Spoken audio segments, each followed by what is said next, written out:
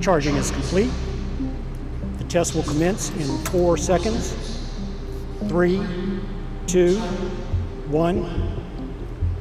The vehicle is underway.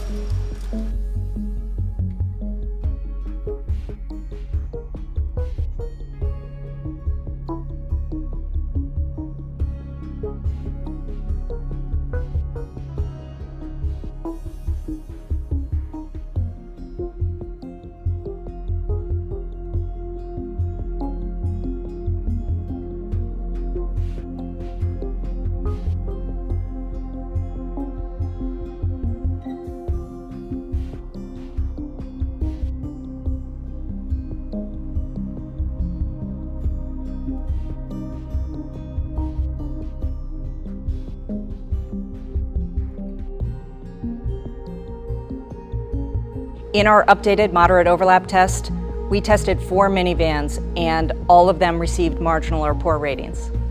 In this test, we're looking closely at the rear occupant. We want to see a low risk of injury and restraint systems that keep that occupant away from the hard surfaces in the vehicle. And in all 4 minivans, we saw the rear occupant at risk for chest injury, either because of high belt forces or poor belt positioning.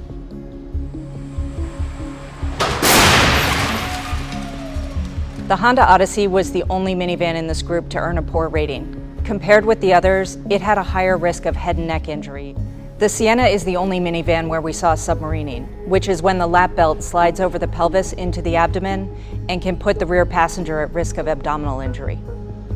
We launched the updated moderate overlap test last year after research showed that for newer vehicles, the risk of fatal injury was higher for belted rear-seated occupants than front seat occupants. And it's not that the rear seat has gotten less safe over time, it's that the front seat has gotten so much safer by comparison. These ratings don't change our recommendation that children under 13 sit properly restrained in the rear seat, and the ratings don't apply at all to children who are restrained in child safety seats. Many consumers choose minivans specifically to transport their families. So it's disappointing that the automakers haven't focused more attention on backseat safety in this vehicle class. While we're disappointed in these ratings, we expect the automakers to respond quickly and make improvements, as we've seen when we've introduced other tests.